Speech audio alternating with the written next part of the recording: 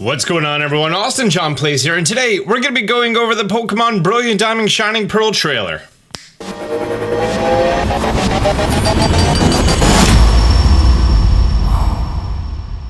This trailer didn't really give us too much information that we haven't already seen or that is just exactly the same as the game. Before I even go over that, literally people ask me this question all the time in comments, on Twitter, everything else, about how the Manaphy egg works.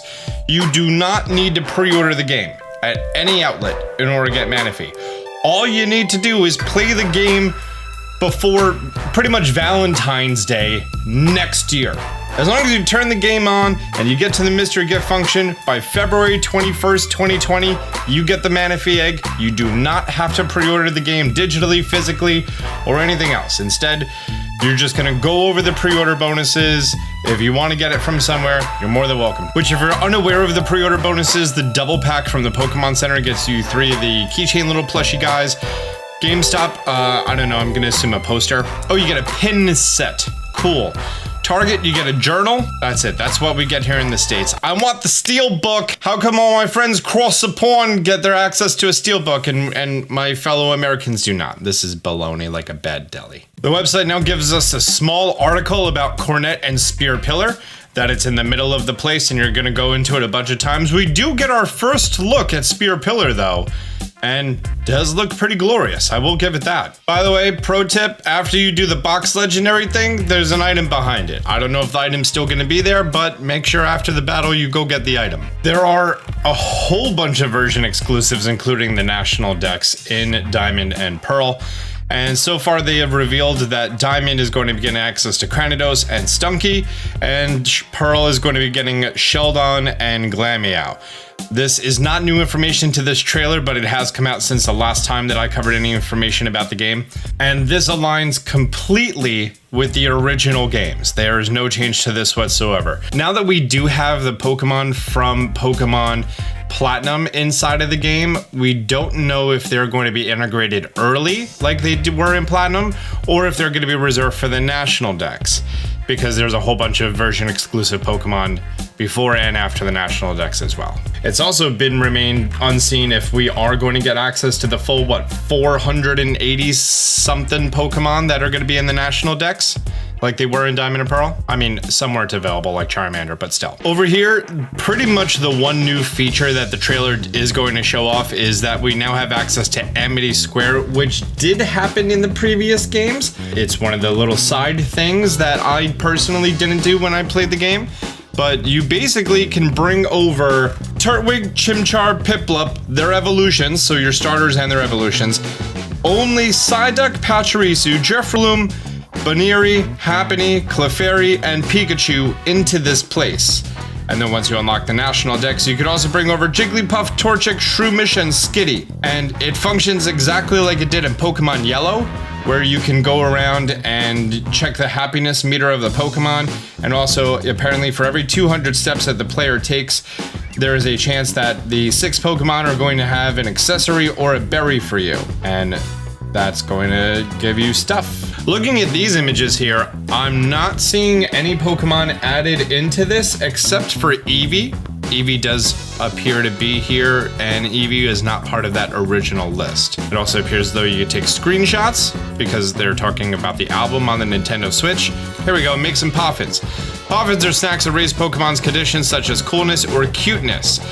High-level Puffins depend on your cooking skill. The higher the Puffins level, the easier it is to raise Pokemon's conditions. The trick to good cooking is to stir the pot at just the right speed. So there's going to be some somewhat current mechanic that's going to involve making high-level Puffins, and it does appear as though we are going to have this feature inside of the Amity Square. And that's it for the website. That's why it's not its own separate video. I've been speaking less than 5 minutes. Let's go. I find it funny that this trailer starts off showing you 12 video screenshots, and those are the 12 clips that are used throughout this entire video. The video does start off showing 3 different Pokemon, as we have confirmed that the one on the left and the one on the right are going to be version exclusives. We have the player go over to this tree, and you may have not noticed that the tree is very subtly shaking, so we do now have confirmation. I mean, it's going to be dumb for me to say we have confirmation that this feature is returned. Every feature is going to return from Diamond and Pearl. We still have no idea about the features from Platinum. That's kind of what we're holding out for. And the tree was shaking and a Combi comes out. There's a system in this game that you slather honey on a tree and that's how you get access to some Pokemon. And we've learned that some rarer Pokemon, like Munchlax, are also going to be available in the underground. Many people were wondering how the Poketch is going to return. If you're unfamiliar, the Poketch was on the bottom screen of the DS, and now it's just going to remain in the top, I'd say like fourth of the screen. We get beautiful high resolution images of all the Pokemon. That shows you their current HP meter. I believe they also have some sort of discoloration if they have a status effect, and they're grayed out when they're knocked out. This also has the ability for you to see hidden items. As opposed to Pokemon Sword and Shield, this game, whenever there's a hidden item, you have no idea, instead of the little glistening spots that used to be predominant in the more recent titles. Hidden moves have now officially 100% returned. This is actually something we were waiting to hear about. All 8 of them, all 8 HMs are coming back. And the simple fact that they're using a Bidoof and Bidoof's evolution, which I cannot pronounce properly, so I'm just going to continue saying Babarable, he is going to be your HM slave. This is met with some contention as there are 8 HMs in the game, which means that 2 of your 6 Pokemon are going to just be HMs. Granted, you could spread them throughout everyone, but still, it makes it difficult to train up a full team while you're playing through the game. And here we have Puffins being made. And we can see that Puffins are made in this big, I believe it's called a berry blender. Again, not a feature I played a lot in the original games. We now get a stats screen on how long it took to take, how many times it overflowed, and how many times it burned. Sweet Spicy Puffin, level 28. One of them. This seems like a mechanic very similar to the curry, that there's going to be many things that affect its overall level and performance. And while giving it to Baneri, Baneri's cuteness slightly increased. It likes spicy food. Why do you give it a cute thing? All right, here we see the Amity Square. And there is a guy here with a Pikachu. That seems cool. A whole bunch of your Pokemon come out. Again, these are all Pokemon that we have seen before. I do find it funny that you could have Happiny here, but not Chansey. You could have Clefairy here, but not Cleffa. You could have Pikachu here, but not Pichu.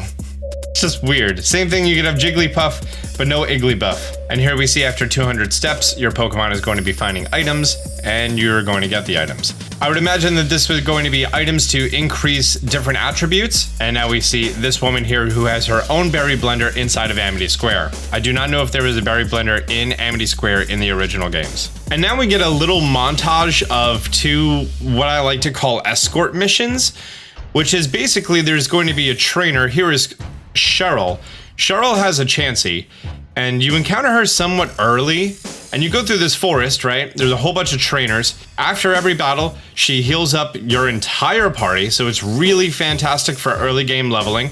This is one of the 2 opportunities that you have for you to just go around and defeat everything and get your Pokemon up to nice even levels, which is so helpful, so helpful. And then also, there is somewhat of an optional side quest that you can meet. Hikari over here, dude is all about his Lucario. And after the recent bug in Pokemon Unite, I get it. I understand it completely. There's going to be a separate island that you have to take a boat to later on in the game. And he has a Lucario, he fights by your side, heals up your team after every battle, and after completing that entire dungeon, he is going to be giving you an egg that will hatch into a Riolu. And our trailer pretty much just ends off with going into the grass gym, where there are 4 female trainers that you need to find, and they kind of give you hints as to where they are, being by the trees, in the bushes, behind the other trees, in the flowers, stuff like that. And then you face Gardenia, the gym leader. I think it's pretty funny that when it comes to the Legend Arceus trailers, here I am going off on like crazy theories and tangents, how things could link up, and here I am just very quickly explaining all the features. And that's it.